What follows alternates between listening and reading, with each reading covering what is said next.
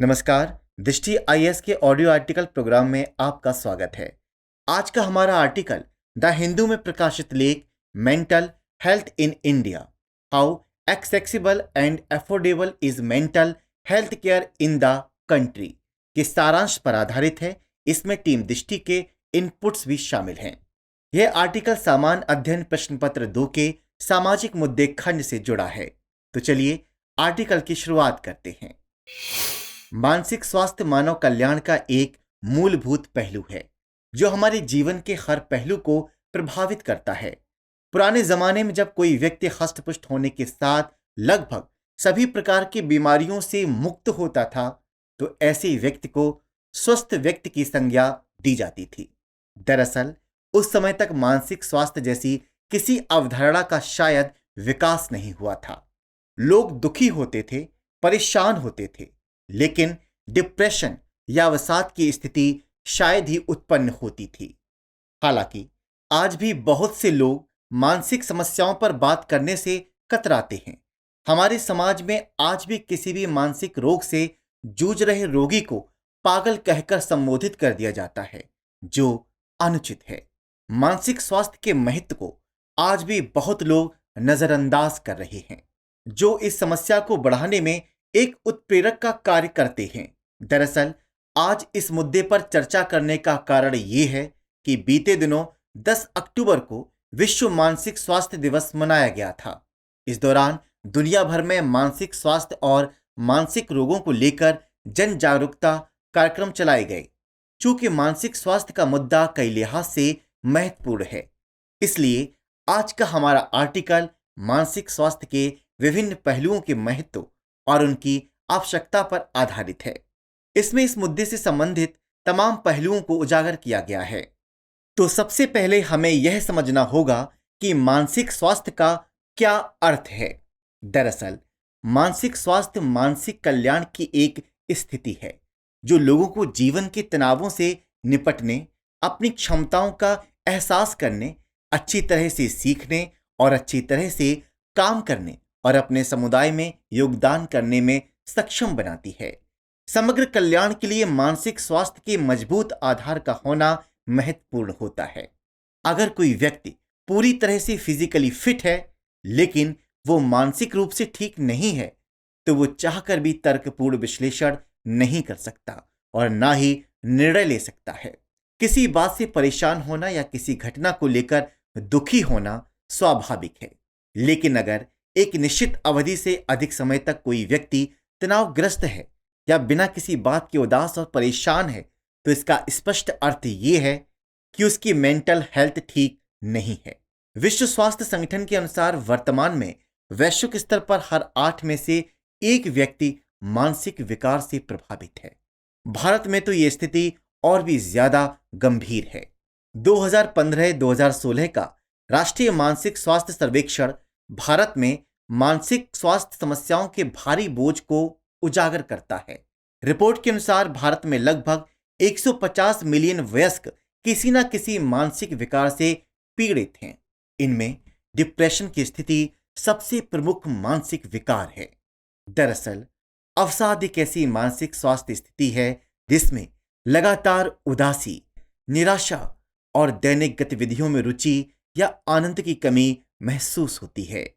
दुनिया भर में लगभग 350 मिलियन लोग डिप्रेशन से प्रभावित हैं, लेकिन इनमें से अधिकांश लोग उपचार तक पहुंच पाने में असमर्थ हैं। ऐसा नहीं कि हर व्यक्ति इतना गरीब है कि उसकी उपचार तक पहुंचना संभव नहीं है, बल्कि ज्यादातर लोग मानसिक विकार को स्वीकार करने में असहज हैं। अधिकांश मामलों में रोगी और उसके परिवार वाले मानसिक विकार की स्थिति को स्वीकारते ही नहीं हैं। उन्हें लगता है कि ये नॉर्मल है और इसके चलते स्थिति बिगड़ती चली जाती है। कभी कभी तो व्यक्ति इतना अधिक डिप्रेस हो जाता है कि वो सुसाइड तक कर लेता है। यही वजह है कि बहुत सारी आत्महत्याओं के कारण अज्ञात होते हैं। सवाल ये है कि परेशानी और दुख ये सब तो पहले भी लोगों की जिंदगी का हिस्सा थे, मगर बीते कुछ वर्षों में डिप्रेशन इतनी तेजी से क्यों बढ़ने लगा? दरअसल बीते कुछ वर्षों में लोगों की जीवन शैली, में व्यापक परिवर्तन आया है। हालांकि हर सिक्के के दो पहलू होते हैं। तथाकथित आधुनिक और शहरी जीवन शैली ने हमें बहुत कुछ दिया है, तो वहीं हमसे बहुत कुछ लिया भी है और ले रहा है। आगे बढ़ने की महत्वाकांक्षा लोगों को घर परिवार से दूर करती जा रही है। अच्छी जॉब और अच्छी लाइफस्टाइल के लिए बड़े शहरों की ओर बढ़ता युवाओं का पलायन उन्हें घर समाज से दूर कर देता है। सामाजिकता पर निजता हावी हो रही है, यानी लोगों की सामाजिकता धीरे धीरे खत्म हो रही है। ऐसे में जितनी ज्यादा लोगों के जीवन में निजता बढ़ी है, उतनी ही मात्रा में उनके जीवन में एकाकीपन भी बढ़ता जा रहा है। इसके अलावा घर में भी सदस्यों की संख्या घटती जा रही है। एक ओर जहां संयुक्त परिवार का प्रचलन कम होता जा रहा है, वहीं दूसरी ओर बढ़ती हुई महंगाई और जनसंख्या के दबाव में प्रजनन दर भी सीमित हो रही है। इन सभी स्थितियों में लोग एकाकीपन के शिकार होते जा रहे हैं। एकाकीपन अवसाद का प्रमुख कारण है। दरअसल जब लोग अकेलापन महसूस करते हैं तो उनके शरीर में कार्टिसोल नाम के हार्मोन का स्राव होने लगता है, जो लोगों को और भी अधिक डिप्रेस कर देता है। गौरतलब है कि कार्टिसोल को स्ट्रेस हार्मोन भी कहते हैं। इसके अलावा लोगों की बढ़ती हुई महत्वाकांक्षा, बेरोजगारी और गरीबी भी डिप्रेशन के प्रमुख कारणों में से एक है। आज भारत की लगभग 75% आबादी साक्षर है, लेकिन यह भी उतना ही कड़वा सच है कि सबसे बड़ी युवा आबादी वाले देश में सभी को नौकरी मिल पाना संभव नहीं है। एक मध्यम वर्गीय परिवार के शिक्षित युवा के लिए दुकान करना या व्यवसाय करना भी सहज नहीं होता, क्योंकि हमारे समाज में आज भी स्वरोजगार को दोयम दर्जे पर ही रखा जाता है। हालांकि ये सब तो युवाओं की समस्या है, लेकिन आश्चर्य की बात तो ये है कि बच्चे और किशोर भी डिप्रेशन का शिकार हो रहे हैं।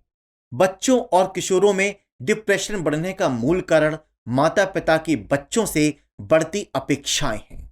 जो वो खुद अपने जीवन में नहीं कर पाए, वो बच्चों की ओर ताक कर देखते हैं। प्रत्येक माता पिता चाहते हैं कि उनका बच्चा टॉप करे, हर क्षेत्र में ऑलराउंडर हो, जो कि संभव ही नहीं है। ऐसे में जब बच्चे माता पिता की उम्मीदों पर खरे नहीं उतर पाते तो उनका सेल्फ कॉन्फिडेंस कम होने लगता है। साथ ही वर्तमान समय में माता पिता दोनों ही वर्किंग होते हैं। ऐसे में उनके लिए बच्चों को पर्याप्त समय न दे पाना भी उनकी कुंठा और अवसाद का कारण हो सकता है।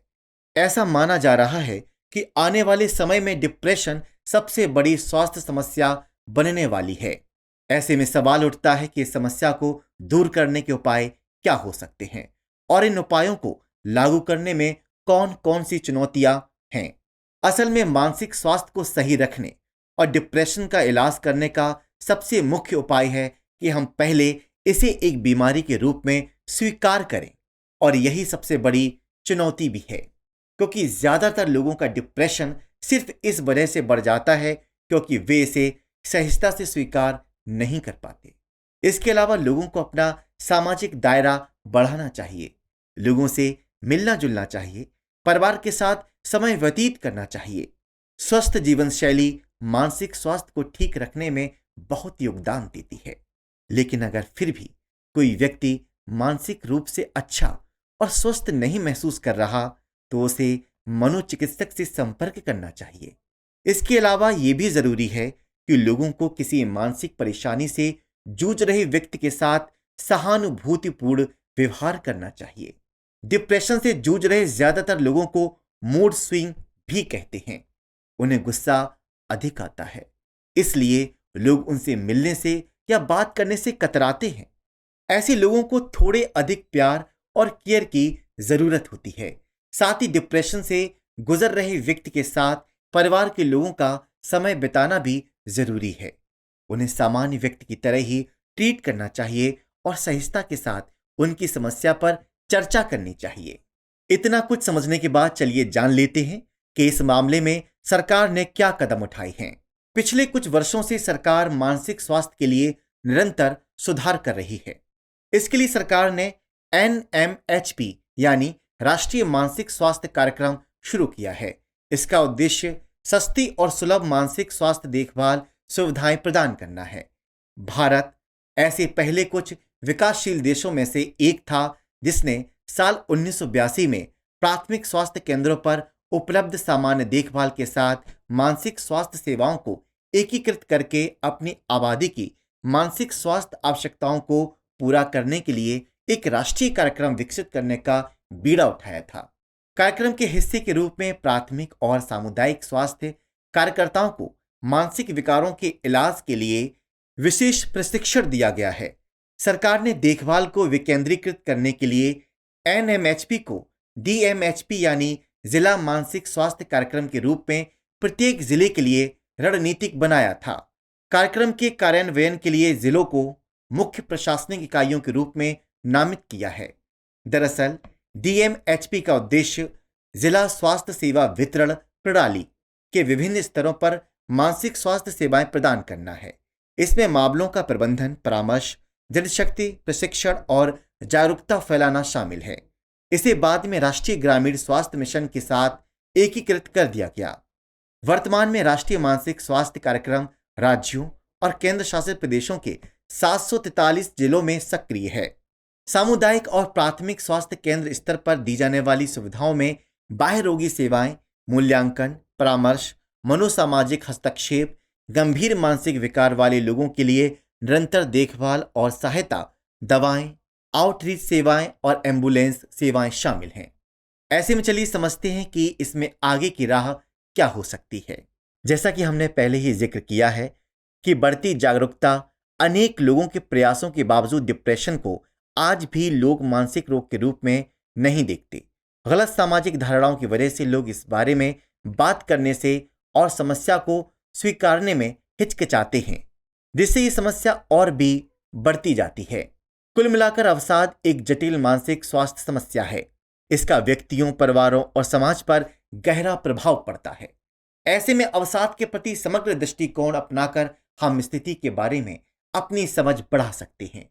साथ ही रोकथाम, उपचार और सहायता के लिए अधिक प्रभावी रणनीति विकसित कर सकते हैं। दरअसल मानसिक विकार मानव स्वास्थ्य का एक जटिल और बहुआयामी पहलू है। इसलिए अधिक दयालु और समाजवेशी समाज को बढ़ावा देने के लिए इसे समझना जरूरी है। मानसिक विकारों की व्यापकता, कारणों और उपचार के विकल्पों को पहचान कर हम मानसिक स्वास्थ्य को ठीक करने में योगदान दे सकते हैं। ऐसा करके हम एक ऐसी दुनिया का निर्माण कर सकते हैं जहां हर किसी को मानसिक रूप से स्वस्थ जीवन जीने का अवसर मिले। ये सुनिश्चित करना हमारी सामूहिक जिम्मेदारी है कि मानसिक स्वास्थ्य को शारीरिक स्वास्थ्य के समान ही महत्व और देखभाल दी जाए। इससे दुनिया भर में लाखों लोगों के जीवन की गुणवत्ता में सुधार कर सकते हैं। हालांकि इसमें सरकार के प्रयास भी अपेक्षित हैं। चलिए अब नोट कीजिए आज का सवाल। मानसिक स्वास्थ्य और अवसाद के प्रति लोगों को सहज करने के लिए सामाजिक एवं प्रशासनिक स्तर पर किस प्रकार के कदम उठाए जाने चाहिए?